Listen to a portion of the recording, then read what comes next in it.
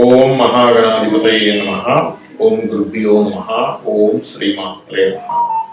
పరమేశ్వర స్వరూపమైనటువంటి జ్యోతిష, వాస్తు మరియు ఇతర అనేకమైనటువంటి శాస్త్రములను మనకు అందించినటువంటి మహర్షులకి నమస్కారం. హయగ్రీవ హయగ్రీవ హయగ్రీవేతియో వదేత్ తస్య నిస్సరతే వాణి జన్మకన్యా ప్రవాహవత్.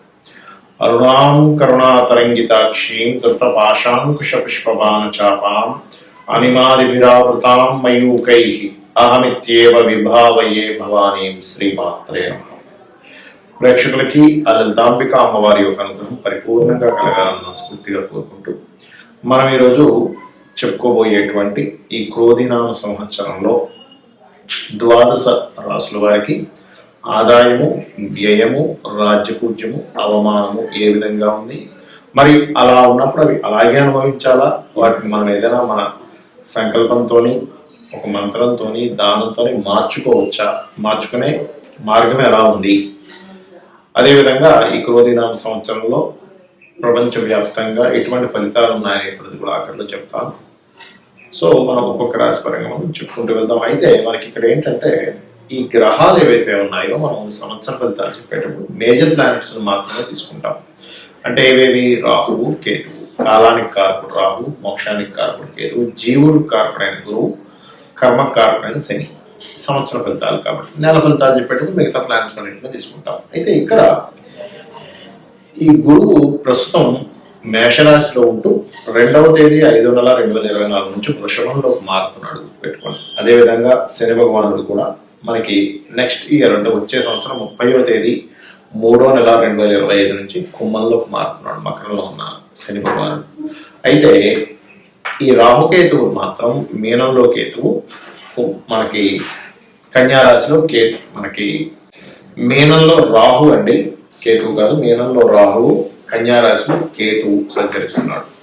అంటే ఇక్కడ ఏంటి అంటే ఈ రాహుకేతువులు మీనరాశిలో రాహువు, కన్యలో కేతువు ఉంటూ ఇది సంవత్సరంన్నర పాటు ఉంటారు. కాబట్టి ఈ సంవత్సరంలో ఎక్కడ మనకి మారటం లేదు. కాబట్టి ఈ మేజర్ ప్లానెట్స్ లో ఈ 2 ఛాయాగ్రహాలు మారట్లేదు. కానీ మిగతా గురువు, శని మాత్రం ఈ యొక్క మేలో గురువు, వచ్చే సంవత్సరం ఏప్రిల్ మన మార్చ్ ఎండింగ్ లో శని భగవానుడు మారుతున్నాడు. ఈ యొక్క గ్రహస్థితిని అనుసరించి ద్వాదశ రాశుల వారికి ఎలా ఉండబోతుందనే విషయం మనం ఇప్పుడు తెలుసుకుందాం. వృశ్చిక లగ్నము, వృశ్చిక రాశి. వృశ్చికం వారి కనుక చూసుకున్నట్లయితే ఇప్పుడున్నటువంటి గ్రహస్థితికి ఆదాయము, వ్యయము, రాజ్యపూజ్యం, అవమానం క్రోధినామ సంవత్సరాలు ఎలా ఉంది అని చూసుకున్నట్లయితే పంచాంగంలో ఇచ్చినటువంటి వివరాలు మనకి 8, 14, 4, 5 అంటే ఏమిటి? 8 ఆదాయం అయితే 14 వ్యయం. ఏమిటండి ఎలా తట్టుకోగలమో అనుకోకండి, టెన్షన్ ఏం పడకండి, దానికి నేను మార్గం కూడా చెప్తాను. అదేవిధంగా రాజ్యపూజ్యం 4, అవమానం 5. అంటే మనం మెచ్చుకునే వాళ్ళ సంఖ్య 4 ఉంటే, ఉదాహరణ 5 అంటే ఒక వ్యక్తిగా మనల్ని ఇబ్బంది పెట్టేవాళ్ళు ఉంటారు అని ఈ సంవత్సరం చెప్తుంది మీకు. అంటే మొట్టమొదటిగా మనం రాజ్యపూజ్యం, అవమానం కంటే ముఖ్యంగా ఆదాయ వ్యయాలు తగ్గిపోతాం. ఆదాయ వ్యయాలు 8, 14 ఉన్నందుకు ఆదాయం పెంచుకోవాలి, వ్యయం తగ్గించుకోవాలి. మరి గ్రహస్థితి దానికి సహకరిస్తుందా? అసలు వృశ్చికం వారికి అని చూసుకున్నట్లయితే మే వరకు ఆదాయం గురించి ఇబ్బంది అక్కర్లేదు. మే నుంచి గురువు మారుతున్నాడు. మరి గురువు మారుతున్నందుకు సప్తమంలోకి వెళ్ళిపోతున్నాడు కదండి, అప్పుడు లగ్నాన్ని చూస్తాడు కదా. అంటే ఇక్కడ మనం అర్థం చేసుకోవాల్సింది ఏమిటంటే లగ్నాన్ని చూడటం వల్ల ఆత్మస్థైర్యాన్ని ఇస్తాను, నేను ఎలాగైనా సాధించగలను అనేటువంటిది. మరి వ్యయస్థానం పరిస్థితి ఏమిటి? వ్యయంలో గ్రహం ఏం లేదు కాబట్టి ఏం భయపడాల్సిన పని లేదు. అంటే వ్యయం ఖచ్చితంగా పెరగాలని రూల్ లేదు. కాకపోతే వ్యయం తగ్గించుకోవడానికి మార్గం మాత్రం చూసుకోవాలి. ఏమిటది అంటే మీరు ఆదాయం పెరగాలన్నా, వ్యయం తగ్గాలన్నా మీరు చేయవలసింది ఏమిటి? ఇక్కడ గుర్తుపెట్టుకోండి, ముఖ్యంగా దత్తుడి ఆరాధన ఎక్కువగా చేస్తూ మరియు శనగలు దానంగా ఇస్తూ ఉండండి. ఖచ్చితంగా మీకు ఆదాయం పెరుగుతుంది, వ్యయం తగ్గుతుంది. దీంతో పాటు మీ వృశ్చికం వారికి ఆదాయం పెరగడానికి ఇంకొక మార్గం కూడా ఉంది ఇక్కడ. ఓం దుమ్ దుర్గాయ నమః నామస్మరణ. ఎందుకంటే పంచమంలో రాహు ఉన్నప్పుడు సర్వసాధారణంగా ఆలోచనలు పరిపరి విధాలుగా వెళ్ళిపోతూ ఉంటాయి. ఇప్పుడు ఏం చేయాలి, ఇంకేదో అయిపోతుందేమో, కొద్దిగా తేడా వస్తేనే పెద్ద సినిమా వేసేసుకుంటారు. ఎందుకంటే ఆలోచన స్థానంలో రాహు ఎక్స్పాండబుల్ ప్లానెట్ వచ్చింది కదా, అందుకంటే రకరకాల ఆలోచనలు పెరిగిపోతుంటాయి. ఆలోచనలన్నీ కంట్రోల్ అయ్యి మనం స్థిమితంగా ఉన్నాము, చక్కగా సంపాదించుకోగలుగుతాం, చక్కగా కుటుంబాన్ని నడపగలుగుతాం. కాబట్టి ఓం దుమ్ దుర్గాయ నమః. వీలైతే దుర్గా ఉపాసన, దుర్గా నామం నిత్యం చేయడం, దుర్గా అష్టోత్తరాలు చదువుకోవడం, చండీ పారాయణం వినడం, చదవడం చేయండి. ఖచ్చితంగా మీకు ఇబ్బంది అనేటువంటిది ఉండదు. ఆదాయం పెరుగుతుంది, వ్యయం తగ్గుతుంది దీనివల్ల. అయితే ఇక్కడ కేవలం ఇక్కడ ఏదో మన పంచాంగాలు 8-14 ఇచ్చారు కదా అని దానికి సెటిల్ అయిపోకూడదు. మన జన్మజాతకంలో కానీ మంచి ధనయోగ దశ నడుస్తుంది అనుకుని ఏముండవు. అలాగే అక్కడ ఖర్చునిచ్చే దశ నడుస్తుంది, అప్పుడు మాత్రం ఇంకొంచెం జాగ్రత్తగా ఉండాలి. కాబట్టి నో నీడ్ టు వరీ. ఇక అవమానము రాజ్యపూజ్య విషయాలు కానీ చూసుకుంటే ఇక్కడ 4, 5గా ఉంది. అంటే మనల్ని మెచ్చుకునే వాళ్ళ సంఖ్య 4 ఉంటే అవమానించే వాళ్ళ సంఖ్య 5గా ఉంది. మరి మెచ్చుకునే వాళ్ళ సంఖ్య పెరగాలి అంటే సూర్య భగవాను చూస్తూ ఆదిత్య హృదయ పఠనం చేయండి. అవమానించే వాళ్ళ సంఖ్య తగ్గాలి అంటే విష్ణు సహస్రనామాలు వినడము ప్లస్ గణపతిని తలుచుకోవడం చేయండి నిత్యము. ఖచ్చితంగా అవమానించే వాళ్ళ సంఖ్య పూర్తిగా తగ్గిపోతుంది, అందులో ఎటువంటి సందేహం లేదు, నిస్సందేహంగా.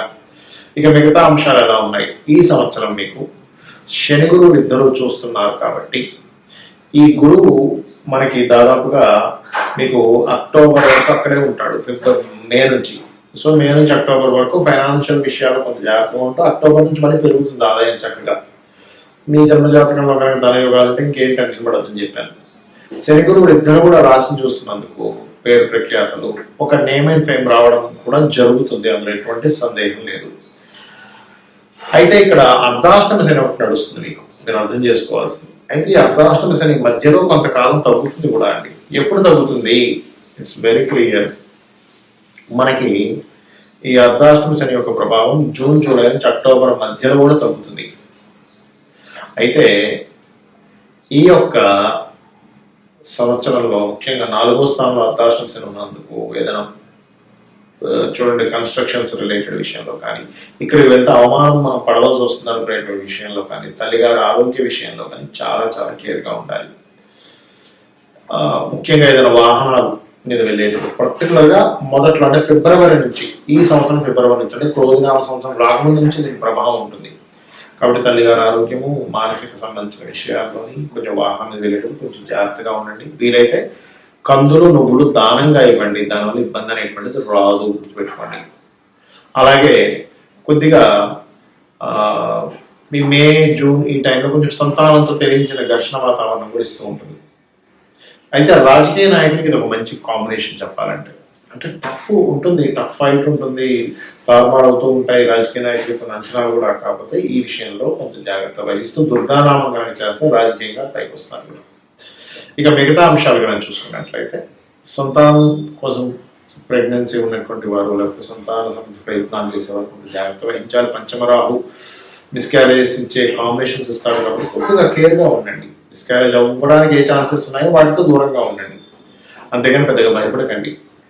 అలాగే ఎందుకంటే శని గురువులు ఇద్దరూ చూస్తున్నప్పుడు లగ్నాన్ని స్ట్రాంగ్ చేస్తారు కాబట్టి లగ్నం బలంగా ఉంటుంది. అంటే ఎటువంటి సందర్భాలు వచ్చినా, ఎటువంటి సిచ్యువేషన్స్ ఉన్నా మీరు తట్టుకోగలిగే శక్తి ఉంటుంది మీకు. ఉద్యోగ అవకాశాలు కూడా చాలా చక్కగా వస్తాయి. మరియు దూర ప్రాంతాలకు వెళ్ళడం ద్వారా కొంత లబ్ధి కూడా జరుగుతుంది. కాకపోతే వ్యాపారాలు చేసేటప్పుడు కొంచెం ఎవరితో కలిసి చేస్తున్నాము, ఎటువంటి సందర్భాలు మనకి చుట్టూ ఉన్నాయి అనేటువంటిది ఆలోచించుకుంటూ వ్యాపారం నడిపేటువంటి వారు ఉదయం నిద్ర లేచి గణపతిని తలుచుకొని, వ్యాపార సంస్థకు వెళ్ళిన తర్వాత కూడా ఒకసారి గణపతిని తలుచుకొని అడుగు వేయండి, అన్ని విధాలా మీకు బాగుంటుంది. మరి క్రోధినామ సంవత్సరంలో భౌగోళికంగా దీన్ని ముండేన్ ఆస్ట్రాలజీ అంటారు. అంటే బయట పరిస్థితులు ఎట్లా ఉంటాయి, క్రోధి అంటే క్రోధములు, ఒకరి మీద ఒకరికి విద్వేషాలు, కోపాలు పెరిగేటువంటి గ్రహస్థితి నడుస్తుంది. ఆల్రెడీ ఫిబ్రవరి నుంచి ప్రారంభం అయిపోయింది అనుకోండి. ఇదేదో క్రోధినామ సంవత్సరం వచ్చేటప్పుడే అని కాదు, ఫిబ్రవరి నుంచి ఇప్పుడు గ్రహస్థితి అనేది స్టార్ట్ అయిపోయింది. ఎందుకంటే ముఖ్యంగా గొడవలకి కారకుడైనటువంటి కుజుడు శత్రు గ్రహాలతో, శత్రు రాశులతో సంబంధాలు కలిగి ఉంటున్నారు. అంటే ఏమిటి? ఈ యొక్క క్రోధినామ సంవత్సరం కంటే ముందే కుజుడి యొక్క సంచారం మకరం నుంచి ప్రారంభమై రవితో కలుస్తూ, దాని తర్వాత మనకి కుంభంలో ఉండేటువంటి శనితోని, దాని తర్వాత మీనంలో ఉండే రాహుతో వీటన్నిటిని క్రాస్ చేసుకుని వెళ్తున్నాడు కుజుడు. దీనివల్ల ఏమిటి? రాజులకి కొంతవరకు ముప్పు. అంటే పెద్ద పెద్ద వాళ్ళు కొన్ని కారాగార సంబంధంగా వెళ్ళవలసిన పరిస్థితి రావడం. ఎందుకు అంటే ఇక్కడ శని, రవి, ముఖ్యంగా రాజుల కారకమైన రవి మన శనిని రాహువు దాటుకొని వెళ్ళాలి. అంటే ఏమిటి, పెద్ద పెద్ద పోస్టులో ఉండేటువంటి వారు కావచ్చు, సీఎంలు కావచ్చు, మంచి రాజకీయ నాయకులు కావచ్చు, ఎవరైనా సరే కొంత జైలు పాలయ్యేటువంటి యోగము, లేకపోతే వాళ్ళకి బాగా అవమానం కలిగేటువంటి విషయాలు, ఎక్స్పెక్టేషన్స్ అంతా తారుమారయ్యేటువంటి విషయాలను కలిగింపజేస్తారు, ముఖ్యంగా రాజుల విషయంలో. ఒకటి. రెండవది, రాజుల మధ్యన గొడవ, అంటే ఏదైనా కొద్దిపాటి యుద్ధ వాతావరణం. అదేవిధంగా కుజుడు పోలీస్కి వీటికి కారకుడు కదా, కాబట్టి ఇతని సంచారం కూడా దీని మీద ప్రయాణం జరుగుతుంది. కాబట్టి ఈ మిలిటరీ రిలేటెడ్ సంబంధించిన సరిహద్దుల్లో కొంత గొడవ వాతావరణం ఉండడం, ముఖ్యంగా అతి ముఖ్యంగా మీనరాశిలో రాహు సంచారం జరిగేటప్పుడు ప్రత్యేకంగా రెండు విధాల ఇవి జరుగుతుంటాయి. ఏమిటి అంటే, ఒకవైపు ధార్మిక సంబంధించినటువంటి విషయంలో ఇంప్రూవ్మెంట్స్ జరుగుతూ ఉంటాయి, మరొక వైపు ధార్మిక సంబంధించిన విషయాలు కాపాడుకోవాల్సిన పరిస్థితి కూడా వస్తూ ఉంటుంది. అంటే నెగిటివ్ అండ్ పాజిటివ్ స్ప్రెడ్ అనేది చాలా ఎక్కువగా జరుగుతుంది. దేని మీద?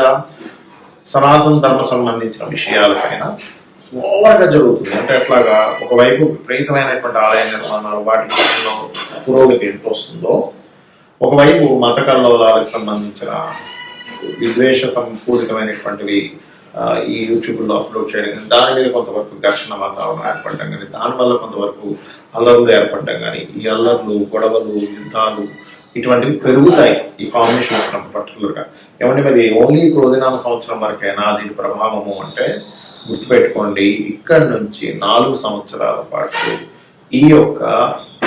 ఈ సనాతన ధర్మం అనుకోండి, లేనట్లయితే హైందవ సంబంధించిన అనుకోండి, లేకపోతే ధార్మికమైనటువంటి విషయాలకు సంబంధించిన అనుకోండి, దీని మీద ప్రభావం ఉంటుంది.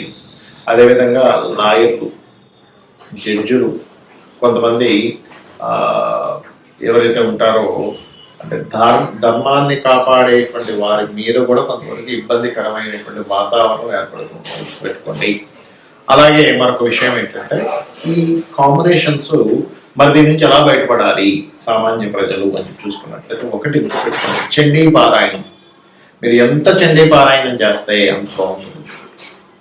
అలాగే దుర్గా, ఓం దుమ్ దుర్గాయ నమః, ఈ రెండు ఎవరైతే ఎక్కువగా పాటిస్తూ ఉంటారో, దీంతో పాటు మీనరాశిలో రాహు యొక్క సంచారం అనేటువంటిది పితృదేవతలకి చేసుకుంటూ ఉండాలంటే, పితృదేవతల కోసమని మీరు అమావాస్య వచ్చినప్పుడు స్వయం పాకం ఇవ్వడం కనుక చేయగలిగితే అద్భుతమైన ఫలితాలు చూస్తారు. చాలా మంది చూడండి, ఏమంటే నాకు ఏం చేయాలో అర్థం కావట్లేదు, ఎన్ని పూజలు చేసినా ఫలితం రావట్లేదు అన్నప్పుడు పితృదేవత అనుగ్రహం అక్కడ లోపించిందని అర్థం. కాబట్టి ఇది కూడా చేయాలి. మరి ఇప్పటి వరకు మనం ఈ క్రోధినామ సంవత్సరం ఆదాయ వ్యయాలు అని చెప్పుకున్నాం. మరి ఇదేనా అంటే కాదు. మీ జన్మజాతకం ఈజ్ మోస్ట్ ఇంపార్టెంట్. గుర్తుపెట్టండి, మీ జన్మజాతకంలో లగ్నం ఎలా ఉంది, మీరు ఏ సమయంలో, ఏ తారీఖుని, ఏ నెల, ఏ సంవత్సరంలో, ఏ ప్రాంతంలో జన్మించారో దాన్ని బట్టి మీ లగ్నం కొండ బలాన్ని బట్టి గోచారంలో ఏ ఆదాయ వ్యయాలు వచ్చినా, ఎన్ని అవమానాలు, రాజపూజాలు వచ్చినా మీ జన్మజాతకం ఈజ్ మోస్ట్ ఇంపార్టెంట్. ఇది మెయిన్గా రూల్ చేస్తుంది, గుర్తుపెట్టుకోండి. ఇక రెండవది ఏంటంటే, మీకు ధనం ఏ మార్గంలో వస్తుంది, మీరు ఏ మార్గంలో ప్రయత్నం చేయాలి, ఏ దిశ మీకు బాగా కలిసి వస్తుంది. గృహం నిర్మాణానికి, గృహంలో ఉండడానికి, రెంట్ అయినా ఓన్ హౌస్ అయినా, మీరు ఏ విద్యను అభ్యసిస్తే బాగుంటుంది. మీరు ప్రొఫెషనల్ గా ఇబ్బంది పడుతున్నారంటే మీ దశమ స్థానాధిపతి ఎలా ఉన్నాడు, ఇన్వెస్ట్మెంట్స్ ఎప్పుడు చేయాలి, ఎప్పుడు చేయకూడదు, విదేశాలకు వెళ్తే బాగుంటుందా, ఇక్కడ ఉంటే బాగుంటుందా. అదేవిధంగా మీరు పర్టికులర్ గా మీ యొక్క జన్మజాతకంలో ఉండేటువంటి కాంబినేషన్స్ ఏవైతే ఉన్నాయో, మీకు ఎటువంటి పరిస్థితులు మీకు అనుకూలిస్తాయి, అంటే ఏ మార్గంలో ఉండే మీకు పరిస్థితులు అనుకూలిస్తాయి. వివాహం చేసుకునే సమయం ఎప్పుడు, వివాహం ఎప్పుడు చేసుకోకూడదు. చాలా మంది రాంగ్ టైంలో చేస్తూ ఉంటారు. ఇన్వెస్ట్మెంట్స్ కావచ్చు, వివాహం కావచ్చు, ఏదైనా కానీ ఇటువంటివన్నీ కూడా మీ జన్మజాతకంలోనే తెలుస్తాయి. మరి ఇవన్నీ ఎందుకు చెప్పుకుంటున్నాం, నీ గోచార ఫలితాలంటే ప్రతి మనిషి తన నిర్ణయం వేరు, బయట ఉండే వాతావరణం వేరు. ఈ రెండు మ్యాచ్ అయినప్పుడు సక్సెస్ ఉంటుంది, ఈ రెండు మ్యాచ్ అయినప్పుడు అంతంత మాత్రంగా ఉంటుంది లైఫ్. కాబట్టి మీ జన్మజాతక ఫలితాలని, ఈ గోచార ఫలితాలని రెండింటిని తెలుసుకుంటూ అమ్మవారి యొక్క ఆరాధన, పితృదేవతల యొక్క ఆరాధన చేసుకుంటూ వీరి యొక్క అనుగ్రహం మీరు పరిపూర్ణంగా పొందాలని మనస్ఫూర్తిగా కోరుకుంటూ శ్రీమాత్రే నమః.